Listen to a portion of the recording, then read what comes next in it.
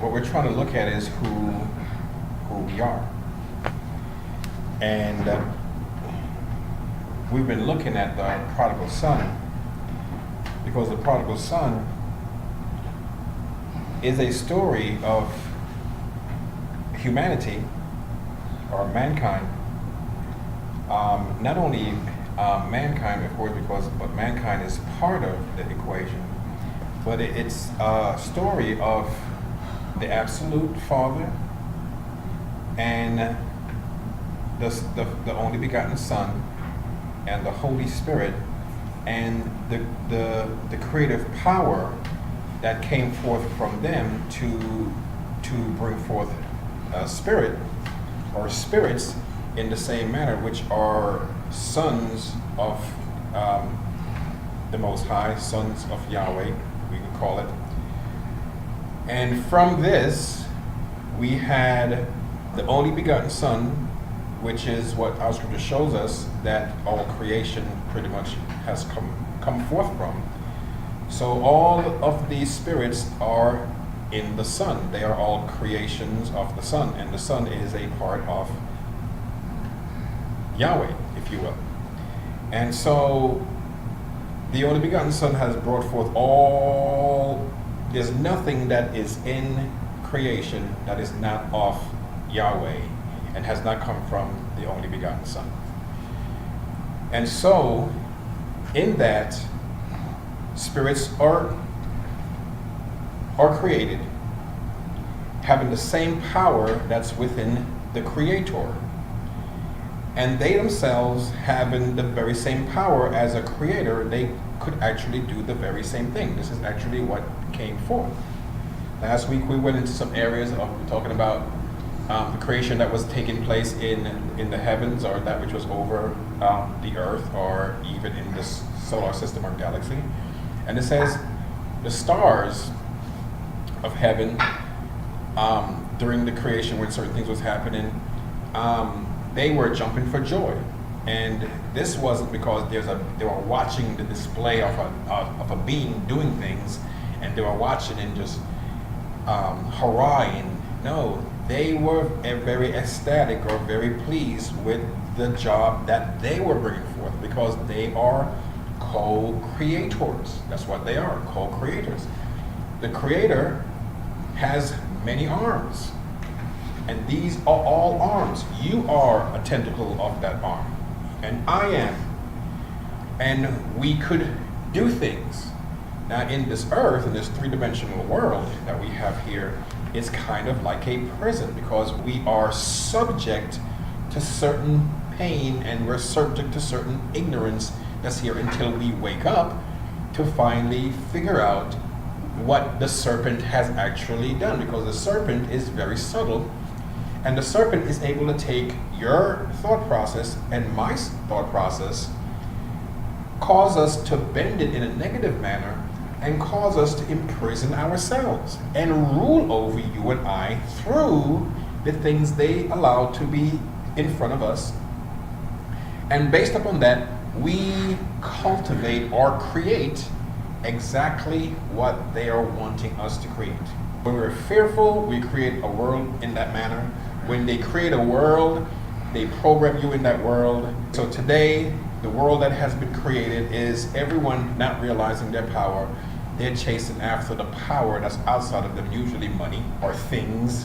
That's what we're wanting, and we don't see this, so we don't try to cultivate that which is in us. Now that's part of the fall, and the fall is when we fall, we come under the subjection of those who caused us to listen to them, and therefore we become a servant to that, and that's where we are today.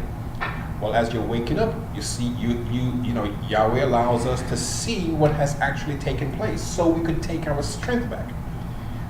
This is what we have going on right now.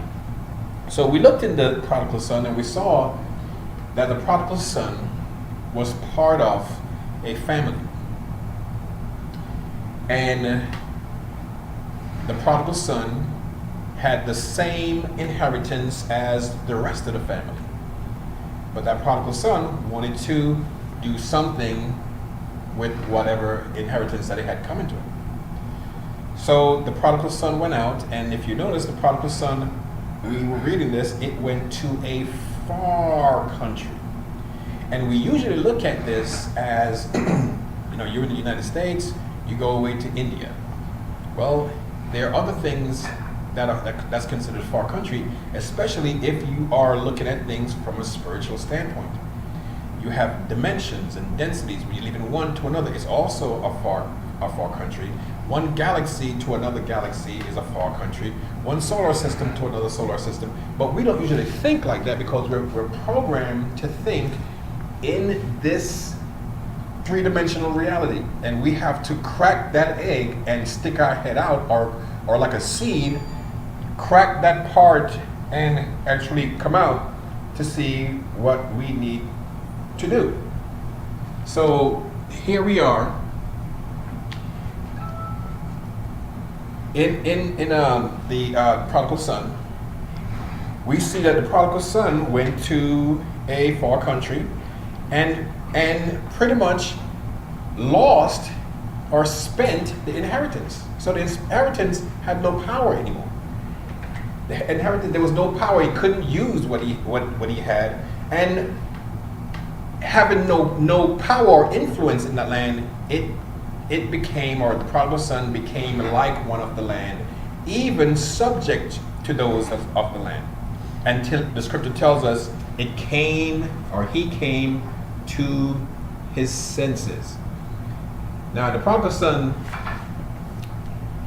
started returning to his father. And we went over this two weeks in a row, 3 weeks in a row, so we don't have to go into that part. But I would like us to go to Yael, because I would like to show us an example of going to a far country. That we could look at, that is not necessarily from one nation to another nation. But as you're reading it could sound like, yeah, it's a mighty army in the earth that's going forth and doing all these things. Now, what I would like to read for us here is Yael, or Joel, chapter 2. Okay? And in verse 1, notice it says, "Blow the trumpet, sound the alarm on my holy mountain." It says, "Let all the inhabitants of the land tremble. For the day of Yahweh comes, for it is near at hand." Now this is talking about a time period that's coming. Now, if we go to verse 2, it says, it's telling you the kind of day it is. A day of darkness, that's the hearts of men, what it's going to be like. Okay, and the activities that's going on in the earth. But not only that, physically too. And of gloominess, a day of clouds, and of thick darkness. Thick darkness is a symbol of deep evil. Like the morning clouds spread upon the mountain. Notice what it says here. A great people, a strong. There has not ever been the likes, nor will there be any more after it to the years of many generations. Not that it's not going to be like that forever. It's not going to be like that for many generations. Well, when we read this, we may think, man, this must be talking about the United Nations coming together, or the United States, or whatever the case is. Well, we can think of that, and we can say that. But let's think of it as a people who is not of our planetary sphere, and leaving from one area and moving through to other areas. In other words, like the prodigal son going to a far country. Now, this is just an example that I want to bring forth to your minds. Just an example. Okay, so we have it physically and spiritually. This is a physical one. But spiritually, we could move through densities and dimensions. That's moving through and going to other places. So he goes on here now. It says, "A fire devours in front of them, and behind them a flame burns." Now, when I first read this, I thought this was a bomb or something like that, because that's what I was led to believe. There was a bomb. A fire is so you have a fire devours in front of them. Like, well, could be a warhead. and flames, whatever is projecting them. Okay, it says the land is like a garden of Eden in front of them, but behind them a desolate wilderness. Of course, when the bomb hits, this is usually what happens. Okay, yes, and nothing will escape them, just like a bomb.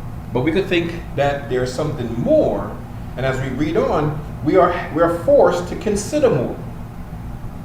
It says their appearance is like the appearance of horses. So it's not horses, but it's like the appearance of horses. And as horsemen, so they run. So that means they're just coming. Like the noise of chariots on the tops of mountains, they will leap. Like the noise of a flame of fire that devours the stubble, like a strong people set in battle formation. So this obviously sounds like a great people that is ready to war. It says before them the people are in anguish. And usually when people are, when you're going to be invaded in a strong army, Hitler, whatever the case is, this is what happens. All faces become pale. They run like mighty men. So they run like mighty men, but they're not necessarily mighty men. But they run like them. They will climb the walls like warriors. So they're like warriors, but keep in mind that it could be something that's like warriors and like men, but not necessarily that. They will each march on their course, and they will not break their ranks. It sounds like something that would be in an army or military ranks. But today, folks break rank, but these will not. They will not push another. Each one marches straight ahead. They plunge through defenses, and their ranks do not falter. This sounds like an army that you would have. But something? Back in the days that Yael is speaking here, that's how armies also acted. They had the same kind of setup. There were ranks. So what kind of people is this that you don't have this, the same kind of things going on as in the days of old? It's something that we have not seen. This is what is going to be. Now, we have stronger armies today than we had back then. But why is he talking concerning the ranks? It's not always been that way. It's always been that way.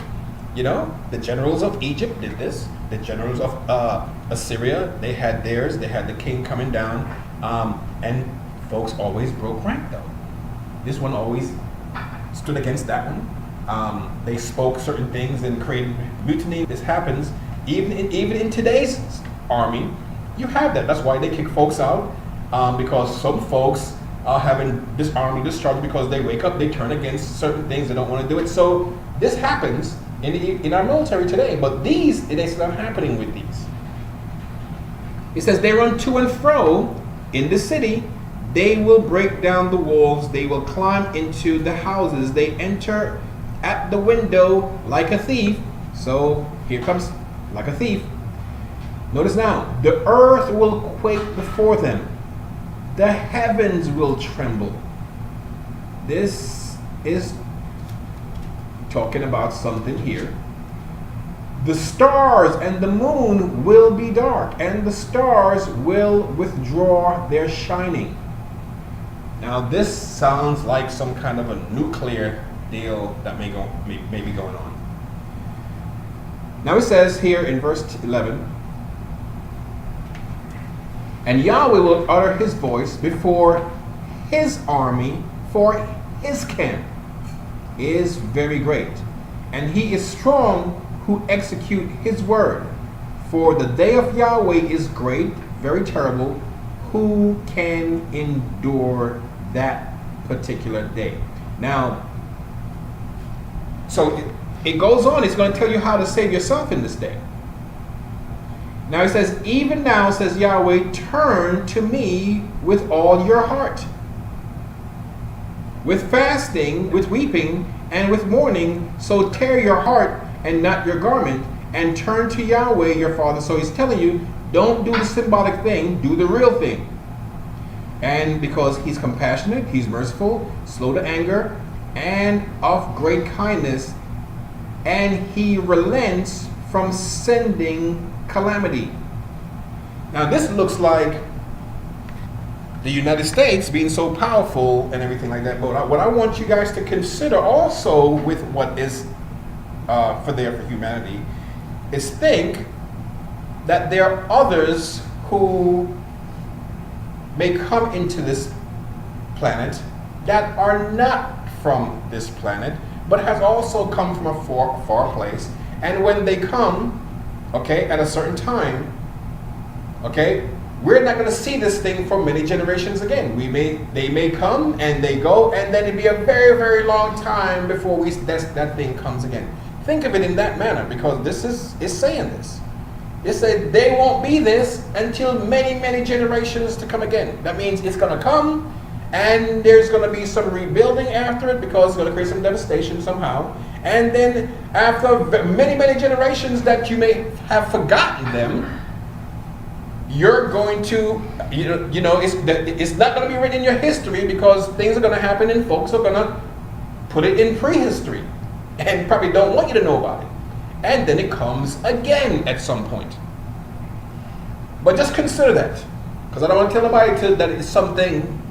I want you to consider that going someplace else to a far nation or far country or whatever doesn't have to be you and I leaving from here, going to another nation, or another nation, or leaving another nation, coming here.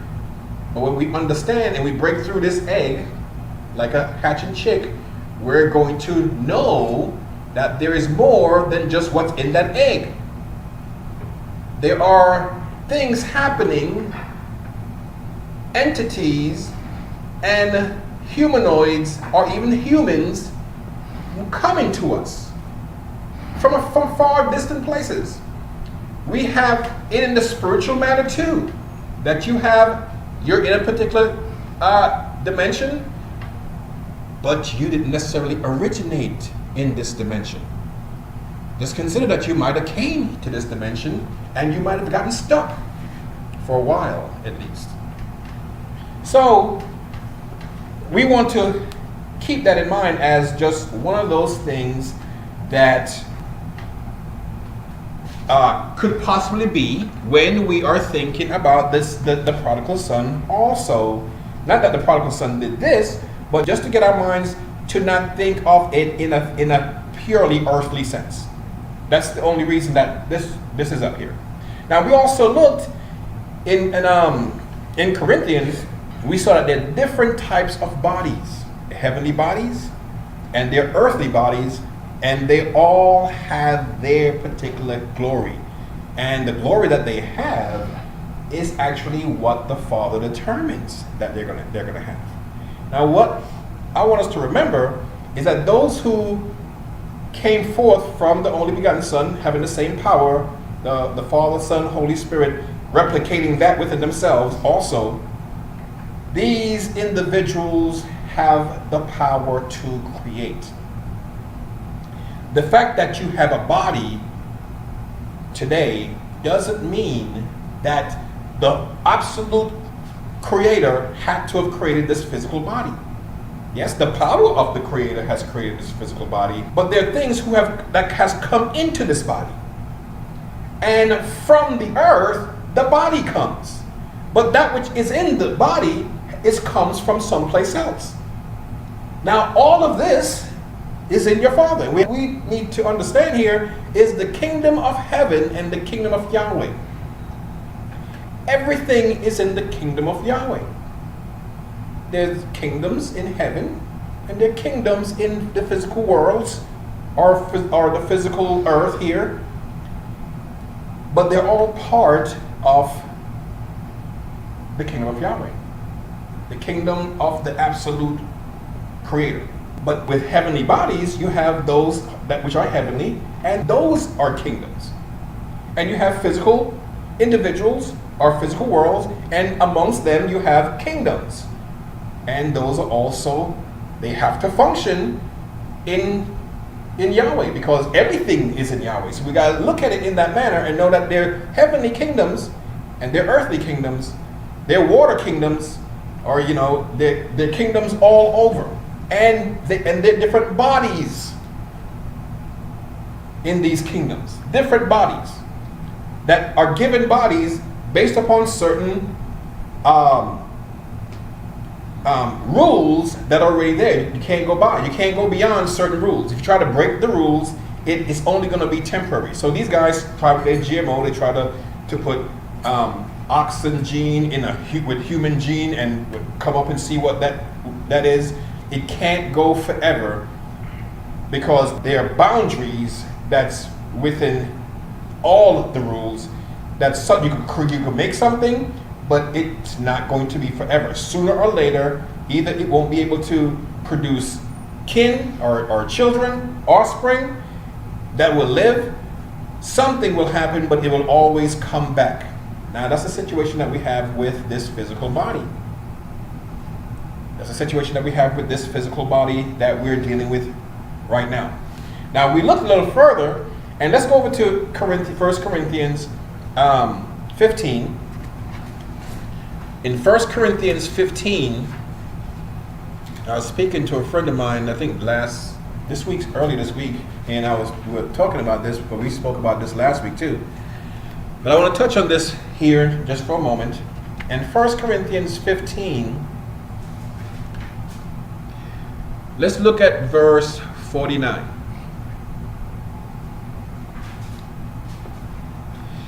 And it says, "And just as we have borne the image of the earthly, so will we also bear the image of the heavenly." And it goes on to say in 50, it says, "Now I say this, brothers, that flesh and blood cannot inherit the kingdom of Yahweh." Well, that's not what it's supposed to say.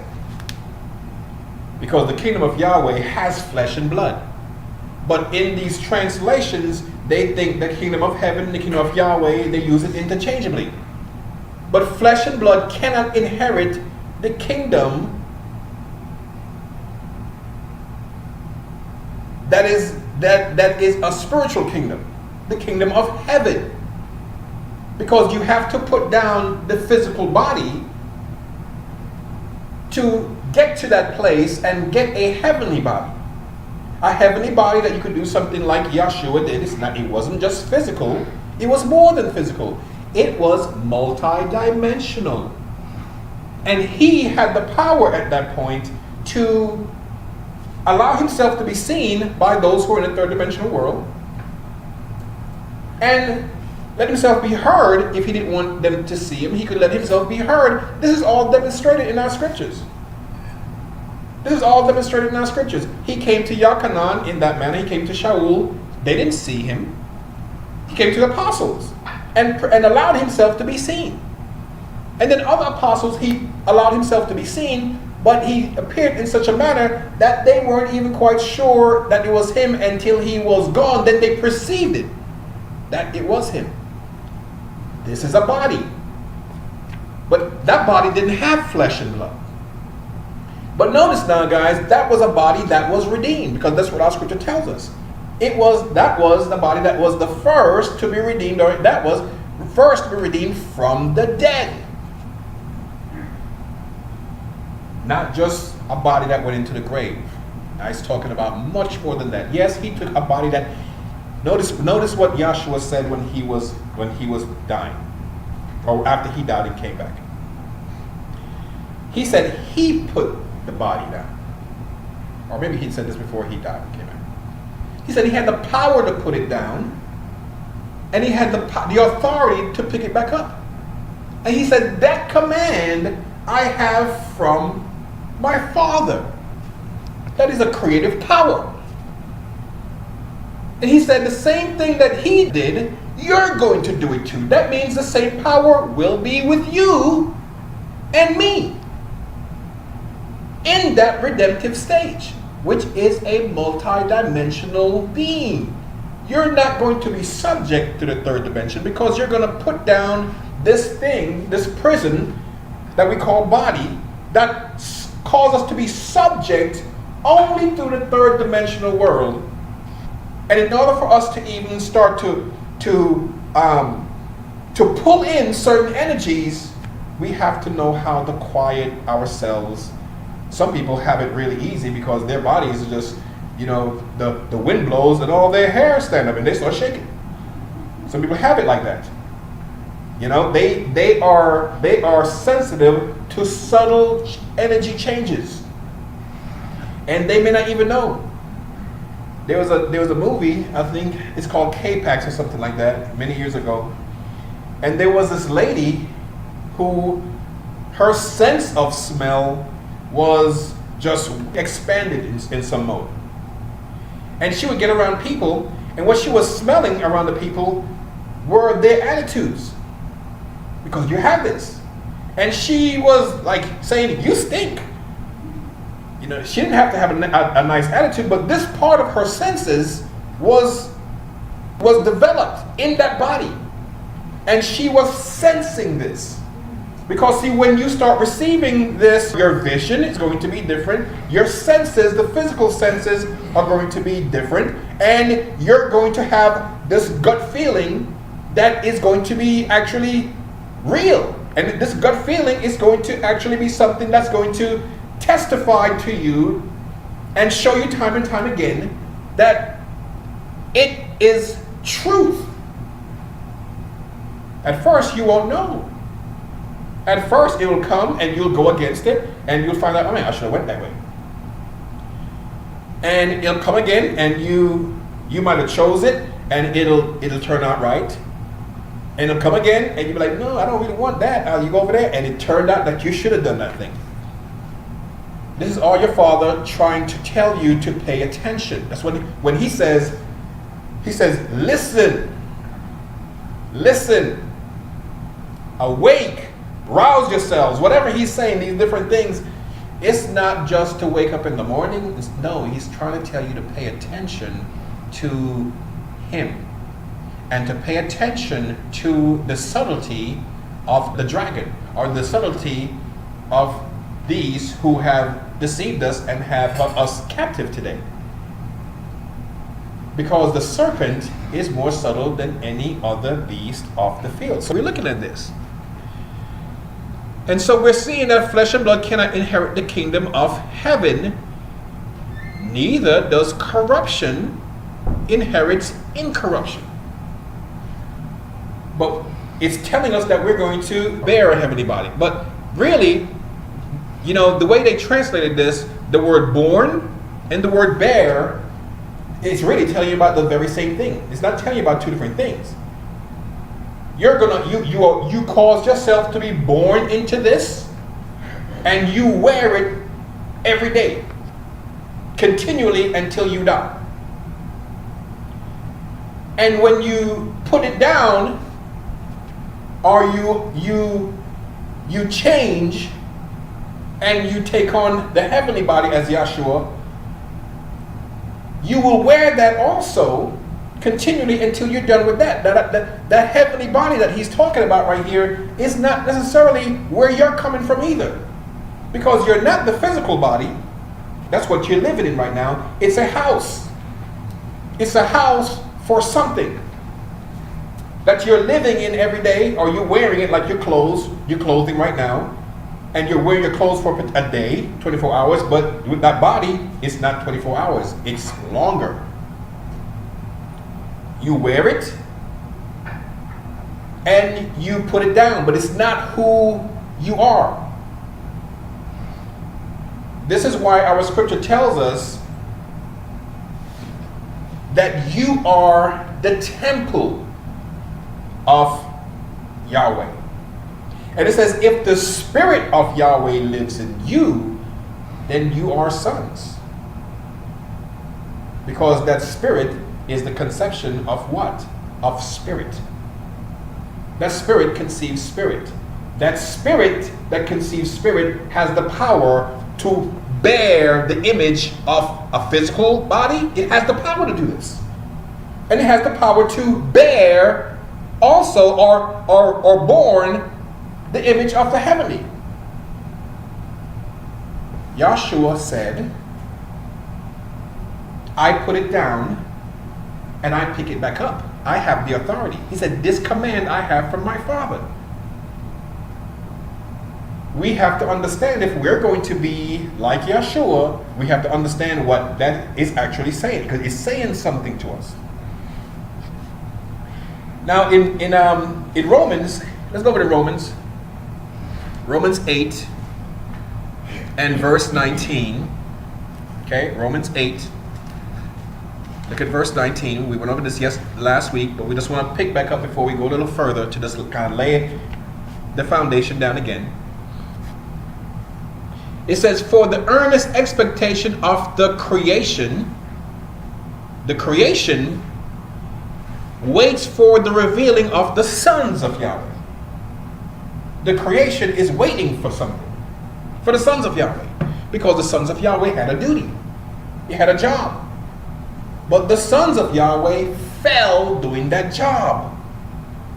Now the creation was what the sons were supposed to help in the first place.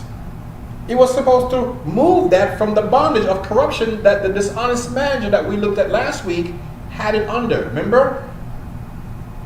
This man heard that his manager was messing up on things, so he said, you can't have that job anymore. Well, what did the manager say?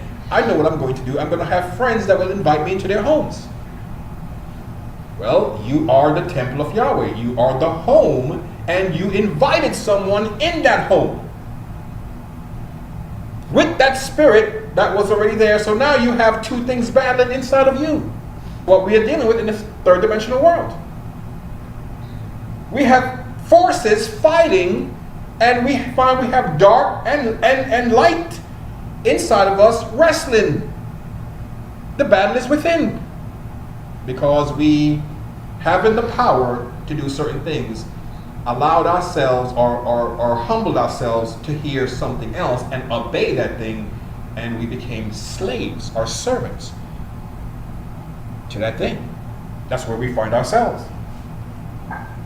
So the creation is waiting for the sons of Yahweh, or to come back to the place that they were to finish that job. In verse 21. Now listen to verse 21. Because the creation itself will also be delivered from the bondage of corruption. Because it was allowed to become subject to the emptiness that the dishonest manager was moving in this earth. It was allowed to become that way. So here we go now, verse 21. So, because the creation, not the sons of Yahweh now, remember, for the earnest expectation of the creation waits for the revealing of the sons of Yahweh. So the creation waits for this to happen. Because the creation that's waiting for the sons of Yahweh itself will also be delivered from the bondage of corruption into the glorious liberty by the children of Yahweh, or the sons of Yahweh. Because the sons of Yahweh has to wait back up first, and they have to do the job that they were doing. Get back to doing it. For we know that the whole creation has been groaning as in labor of childbirth right up to the present time. And it's not going to do anything until the sons of Yahweh are redeemed.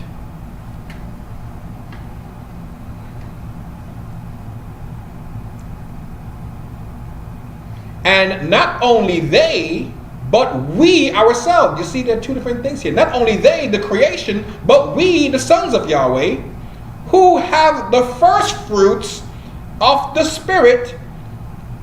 The first fruits of the Spirit. Yahshua was the first fruit. We are first fruits unto Messiah.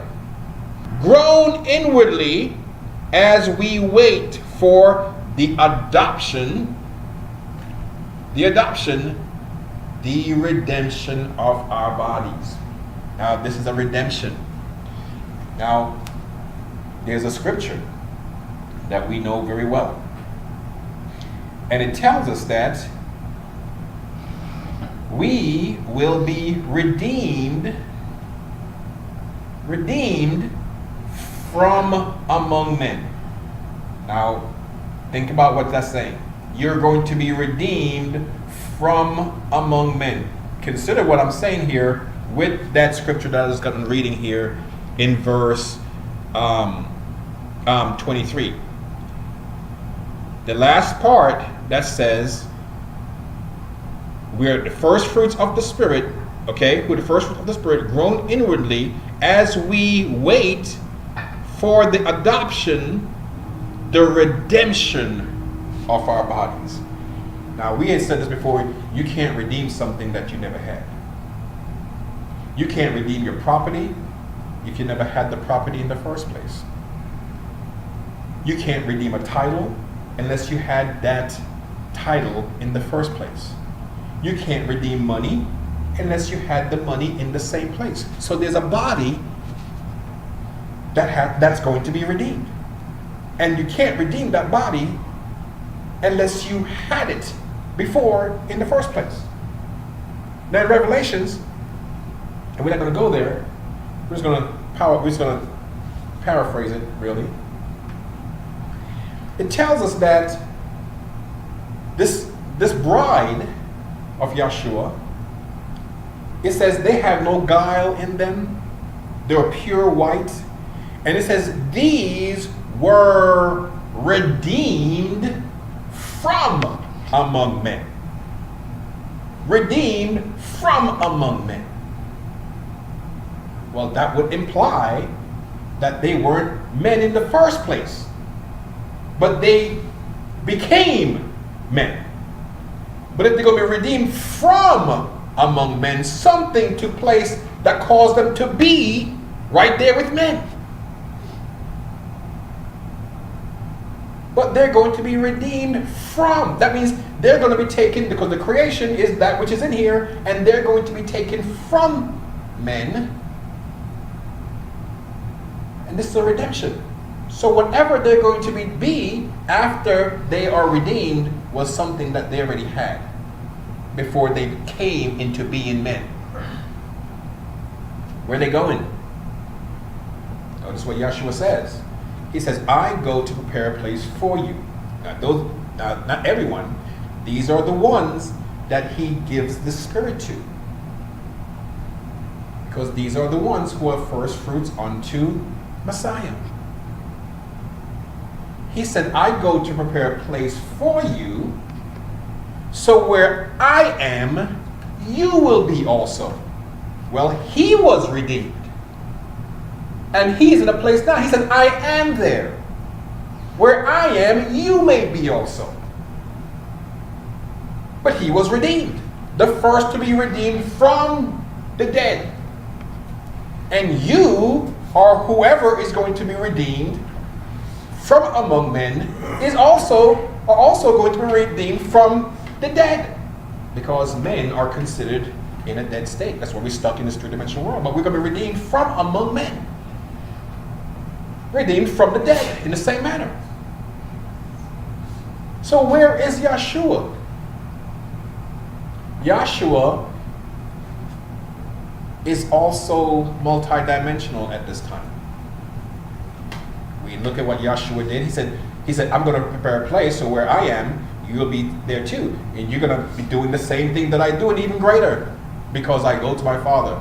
Okay? And where I go, I'm preparing a place that you may also be there. But to get there, you're going to have a redeemed body, because you're going to be redeemed from among men. You can't redeem something that you never had. This is all of our scriptures. All over the scriptures, but we have been taught to overlook it. We've been taught to look past it. So we don't know who we are. So those who have us captive could plug in their fangs like little tasers that the police shoot at you and get you stuck and zap your energy. But they're sucking it. And you and I stay in this particular form, not knowing who we are, not coming to our senses so we can return to our Father. This is the game that's being played. And I'm here telling you, don't go for all these physical things that people set up with the law of Moshe, thinking that through these physical things that Moshe put together, that was for a pattern of something to get you into a particular place. Now don't get me wrong, I'm not saying all of what Moshe put together is fulfilled. No, because you still have, if something hasn't been shown, we are all subject to the same thing. And we continue. But to go kill a red heifer, to think that that's going to cleanse you, for you and I to get into a particular place, it's not happening. Because your flesh and blood ain't going to go nowhere. And the ashes of the red heifer was for the flesh. No different was circumcision. It's for the flesh. It's not going anywhere. It was symbolic. It was a sign of something, not the real thing. A holy garment was to remind you of something. But when the Spirit comes, it said it's going to remind you, because that's the real garment. That's what you're truly covered with. Now, we can't go seeking the kingdom of heaven by doing the things that keeps us stuck to the flesh. We have to wake up. There has to be a rouse up and allow the morning star to bring you the light. There's a reason why the morning star brings the light, You see, Lucifer actually means light bringer. Lucifer, the dishonest manager, held the office of Lucifer, or still does. Light bringer, this is the morning star. It brings the light. Well, it brings the light after dark times. But this light bringer, the dishonest manager, instead of bringing the light, it brought forth darkness. So we were supposed to come with the light now. But we got fed into captivity to those who actually brought the darkness and actually lost a position, but we didn't take the position. We became subject to those who messed up that position in the first place. A third of us. That's what took place. So we're subject to that now. But we have to rouse and we have to wake up and we have to get beyond that, because we are the bright and morning star when we wake up, because we're going to bring that light after this time of darkness. We are the ones. We're going to take over the office of what Lucifer is about. Light bringer. Now, the way that they set it up is that we will be afraid of Lucifer. Because Lucifer is the devil, is Satan. Well, that's an office, and that which holds that office or sits in that office right now is not playing the role of that office. That's why Yahweh says your job is gone. You have to lose it. I'm going to put somebody else in there to manage it. But it's the same office. You have a president or a pope or a prime minister and he's corrupt, and you vote him out, or the people rebel and kill him and put somebody else in there, the office didn't change. The individual who was in the office changed. Or in this sense, the spirit that was in the office, it changes. And this all is happening. So we got to think about who we are, because we're being redeemed to something. Where Yeshua is at, he says, you will be there too. So you are going to be redeemed from among men to be in this particular state. It tells you that you weren't always men and women. Now let's go over to Genesis. Let's go over to Genesis 2. Let's look at Adam for a minute. Genesis 2. We're going to read verse 7. And Yahweh formed man out of the dust of the ground. Now this says Yahweh, but really, if you really look at it from what it was translated from, you're going to see that it was Elohim. Elohim, gods, sons of Yahweh, stars, they're servants of the stars. But it's all the Father, the Son, and Holy Spirit that's doing it. But when we translated this book, not understanding everything, we want to give credit to make sure the credit went to the absolute, so we put Yahweh in there. It's not necessarily wrong, because there's nothing that comes into existence outside of Yahweh. So it's not necessarily wrong. But to understand what's really going on, we have to understand how the Supreme Being, the source of all, how the Supreme Being caused creation to come. And it comes through that which is created that has the power of creation. So this is saying Elohim, gods.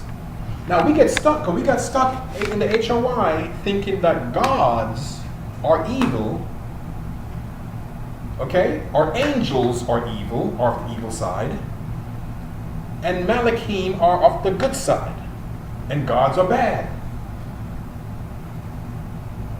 This is not the case. This is not the case. No different than Lucifer is not necessarily bad, but whoever is doing the job of Lucifer or filling that office, that may be good or bad. No different than my gun is not bad, but if I am evil, it's probably gonna do some bad things. If I'm kind and compassionate and merciful, it's probably not gonna do a bad thing. God's no different. But we get caught in the mind, and we have to understand what Yahshua is talking about when he says, in order to rob this strong man here, to go in his house and to rob him, you first have to bind him.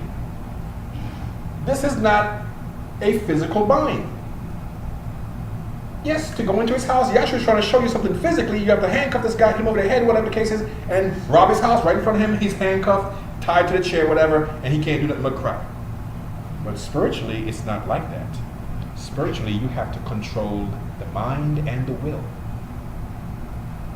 And once that strong man's mind and will is stuck to something, you could pillage him. This is why captivity, or those who were in captivity, was led captive to that which what Yahshua was saying. Because they were in captivity in their minds. Their minds, what they believed, that's what held them captive. And so they couldn't rise above anything else to know who they were, because they were kept in prison and never considered who they were until that prodigal son came to his senses. He woke up. Same thing with us. Or we're going to be dealing with all the stuff down there, not knowing who we are. Now the creation comes here through that law that we're talking about. The perpetual transmutation of the energy. Energy, the Father's energy, the Father's Spirit. Transmutation, being able to change something from what seemed to be one thing to another thing, or what seemed to be another thing. Yahshua did this when he had the bread and the wine. This is what he was doing. He was putting forth a transmutation energy in that. It was looking the very same way, but there was something else that was in there that was going to react in the apostles. Transmutation of energy. He was doing that. There's perpetual transmutation of energy. When you wake up to who you are and accept the Father, it's no different. It was there before that, but now you're just awakening to how your relationship is with it, because now you're aware. So it says Yahweh formed man from the dust of the ground, because whoever is doing this has authority to do it. That command it has from its Father, from the creative force. It has the power to form a body that was not man, but looked like man. From the surrounding, the dust of the ground, the surrounding, in the atmosphere, everything, and projected and actually breathe life in it and animate it. Had that power to do that from another dimension. That's what it had the power to do. And it did it to help those that were in here. The creation that was already subject or stuck or in jail or in captivity. But this right here wasn't in captivity. It wasn't subject to the rules that were naturally in here of death or whatever the case is after this manager had things in a dark place. And it breathed the spirit, the nefesh, the prana, and man became a living being. Notice, man became a living being. Or the man, whatever it was created there, that man became a living being. Let's go to verse 8.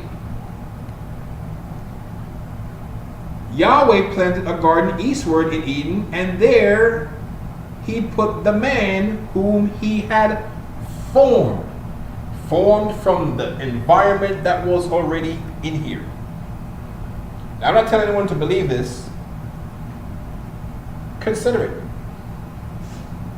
I know what I've been shown, but I know that I can't help someone to get here unless they want to open up to here. So I'm not telling anyone to believe this hook, line, and sinker.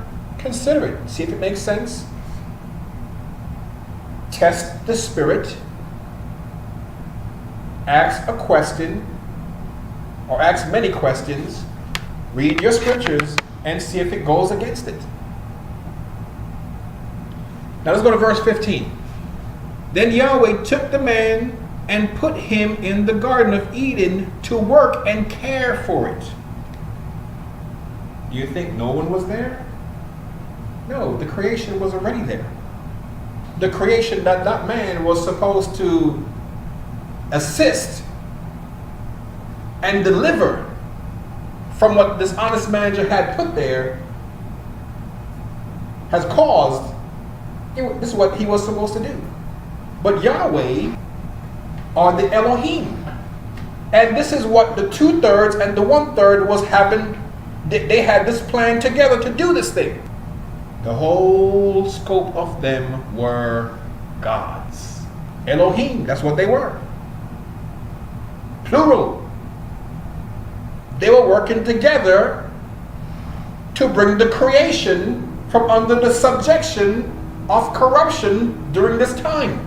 Now, there's not just one story in the Adam account of Genesis. I mean, it's talking about many things, but this is one of the things that's going on there. There are those who had taken humanity captive, or man that was the creation that was in here captive, and actually messed up the DNA, causing everyone to become subject to it, or to them, or to that Lucifer that was not a light bringer, but was the bringer of darkness. So this is what we have here. Yahweh took the man and put him in the Garden of Eden to work and care for it, because you're going to take this office from this other one. Now in there, this other guy didn't lose his job yet, so don't take of that tree right there, because where you have descended to, you won't be able to handle that tree. But it was already there. It has its office in there. The United States has an embassy in Jerusalem. Well, all these other nations said, I'm going to put mine in there too. It's already there. It's already there. Now, let's go over here now and read verse 17.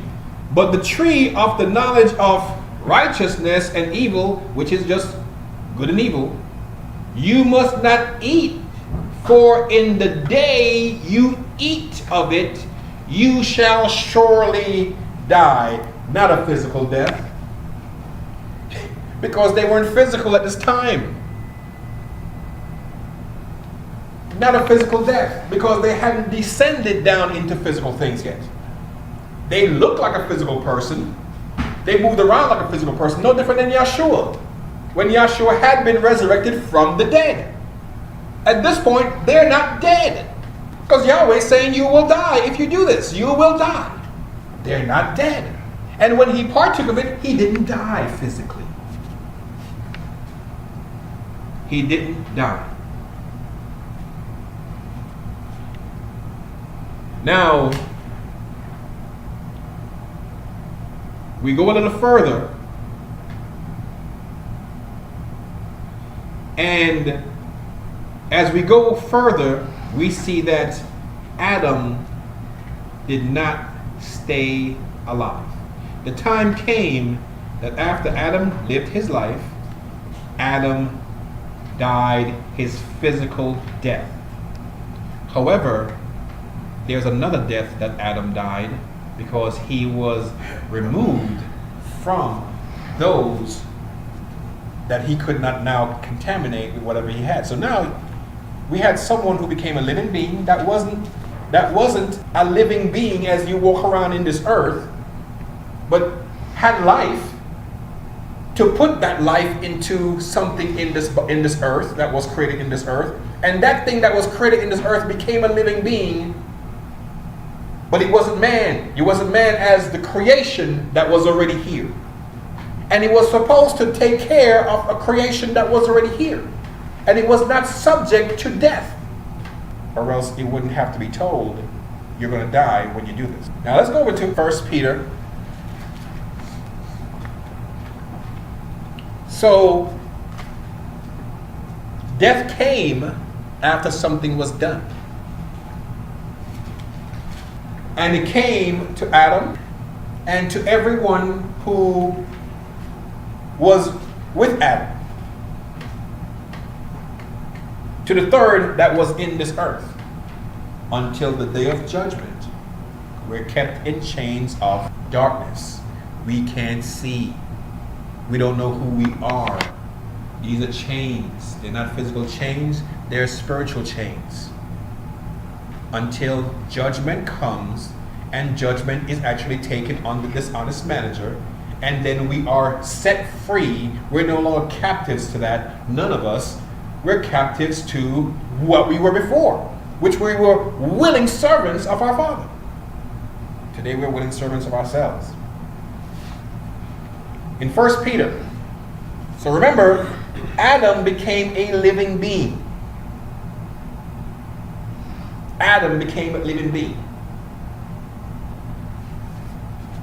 1 Peter 3, let's look at verse 17.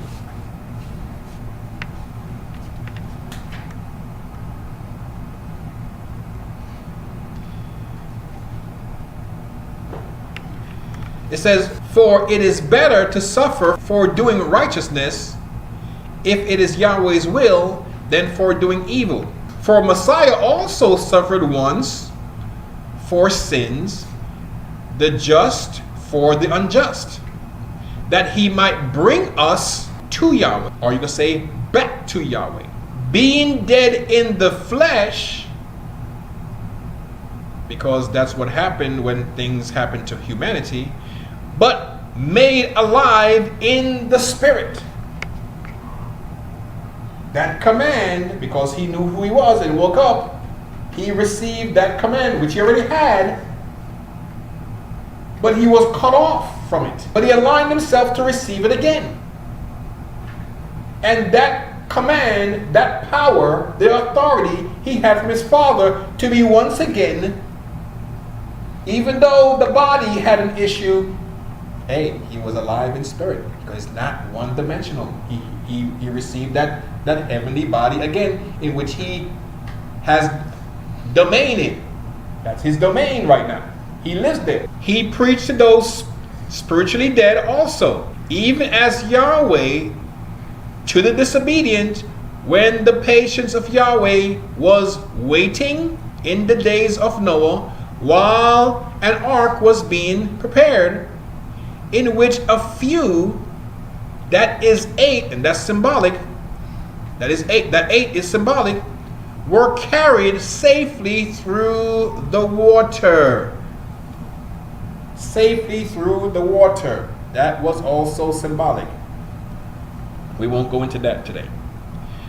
The same figure, baptism, which corresponds to this, corresponds, a representation of this, now saves us, not as a removal of dirt from the body, but as an appeal to Yahweh for what?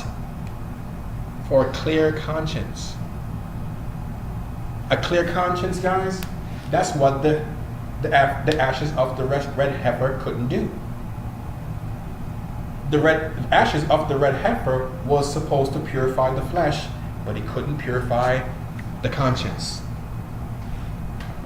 So notice now, we need the purification of the conscience, guys. That's why if you stole, let's steal no more, but let's do the right thing. I mean, that's why if you find that your brother has something against you, before your accuser could get you before the judge, just like with Eo, before that could happen, handle it. Take care of it. Because just in the same manner, a day is going to come, or the day has already come, and will continue to come, that the sons of Yahweh, the gods, come before the one who is set over this jurisdiction, which is Yahweh, also Yahweh, a son having the authority to do certain things in here. And it's going to say, have you considered my servant? Yeah, he got some problems, but he's doing this and that. Yeah, I see him. But do this, and he's going to be doing that. Or do that over there, he's going to be doing this. The day comes that the accuser is going to say, watch, look over there, and see this, look over there, look how dirty that floor is. His wife told him to clean that a long time ago. He's still, look at it. It's still a problem. Accuser, trying to find a fault that I didn't do the righteous thing. That's his job. That's the job of the accuser. So before the accuser gets to accuse us, we need to handle it, because we're going to find that there are going to be a lot of problems that comes trying to balance that. So whatever we do that is not proper, let's stop doing it, let's undo it, and keep ourselves in a particular place. It's telling us of these things. So notice now in the same verse 21. So this is not to get dirt from the body, but as an appeal to Yahweh for a clear conscience. Notice what it says next, and of the resurrection of Yahshua Messiah, or the redemption of Yahshua Messiah, who has gone into heaven and is at the right hand of Yahweh. Malachim, authority, and powers have been made subject to him. He has command. Well, when he says, where I am, you will be also. Where is he? Where is he? Well, we have to wake up. And he said, you know where I go, you know the way, do these things, and you're going to get there when the day comes. Because there's a day of Yahweh, which is not a day, it's a period. It is a predetermined period of time that the Father knows. And during that time, there's going to be many things happening. A lot of pressures are going to be upon you, but you're going to come through, because the pressure is going to come upon the whole world. Because there's no way for us to be born into what we're going to be born into, bear or born, whatever, or wear it. Because it's going to be as labor of childbirth. It comes upon the whole world. And we have to handle it. We have to handle it mentally, because there is no growth into this without the tribulation. Tribulation brings great stress. You think of a woman in childbirth, and this is stressful. So this is great stress, but notice what it says, guys. It comes upon the whole earth. And the stress comes, and it won't be like this for many generations, our scripture tells us. And there's going to be transmutation of energy, as Shaul says. You're going to be changed from one thing to another.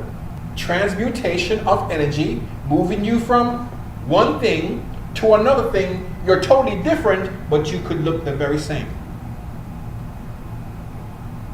The law of correspondence. As above, so below. This is what Yahshua says. Who has gone into heaven, the kingdom of heaven, but he could also function in the kingdom of earth because he's here. But he's functioning in heaven on another dimension because he's multi-dimensional, and you originally were. You still are, but you're stuck in a body that's third dimensional. So you're in this dimension. You can't get out of this dimension. Third dimension, that's where that body is. The body is in this dimension. You, that which lives in this dimension, is not only third dimension. Look at Yahshua here. It says, who has gone into heaven and is at the right hand of the Father. Malachim, authorities, powers haven't been made subject to him. He had this power in the garden. This is why he had to become that which was a life-giving spirit again. And the life-giving spirit that he had the power to give, which he gives it through what?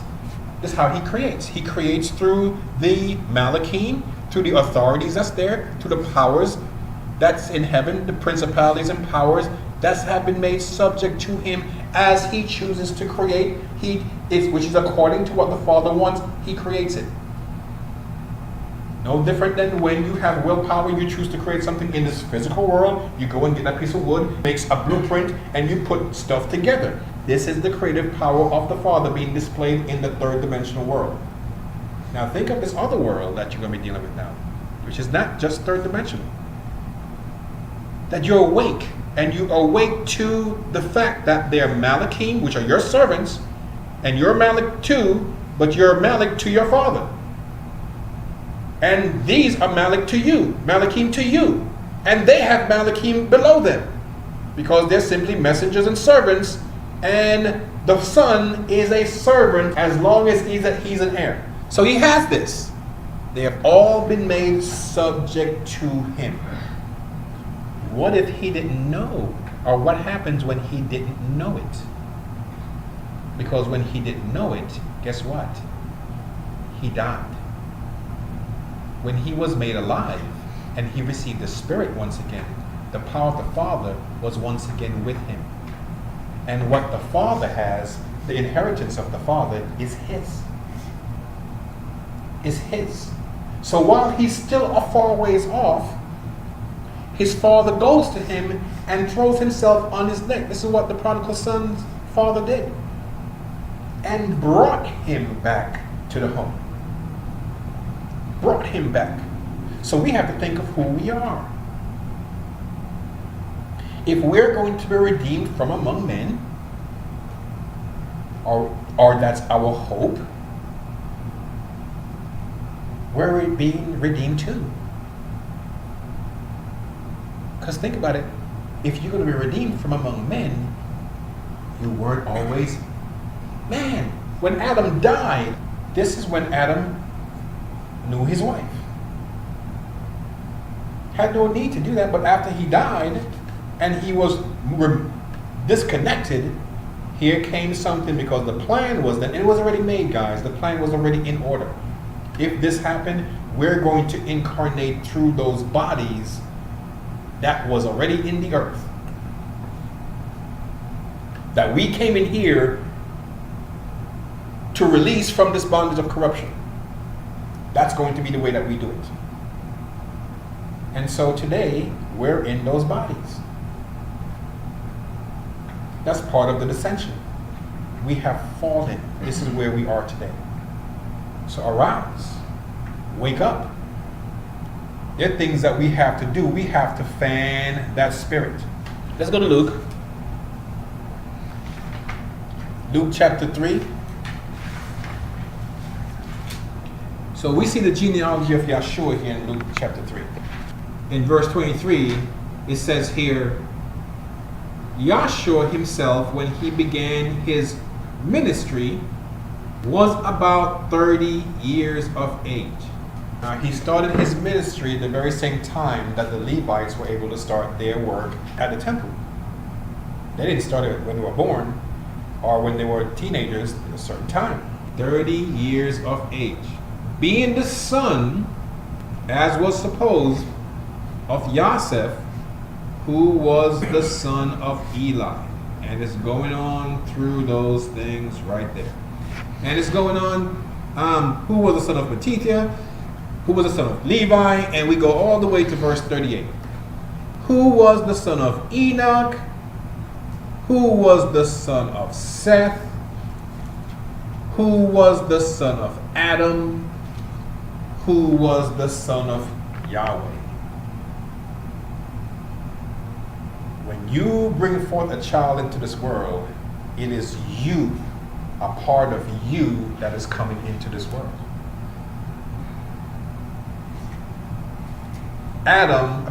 Eve came out of Adam. So when Adam and Eve brought forth a child, it was them. It was their creation. So when Adam came into this world through the creation of that which projected him in here also. In this physical world, you and I are humans, man and woman. When they get together, they bring forth themselves in something else. All the genetic structure that's in them goes into that particular child there. And it's a part of them. Now you got to think about it now in another sense. Because you're moving through dimensions to put something in the earth. Because see, when you do it in the earth, it's the same dimension. It's third dimensional creation of third dimensional creation. But if you look at a different dimension, bringing something into the fourth dimension, there's not the physical relationship that's there. It's all mind. It's mental. It's the power that had been already given to you, and you had the power over the authorities, principalities, powers, Malachim, to bring forth a part of whatever you want to look like or whatever. You're bringing that forth. And when you get ready, you put the life in it because that authority you have from your Father. I'm not telling anyone to go this far. I'm not telling anyone to even believe what I'm saying. But that which put Adam together, formed Adam from what was around here, had the power to form Adam. And it had the power to move something into Adam, which was part of itself. Part of itself. Who was the son of Yahweh?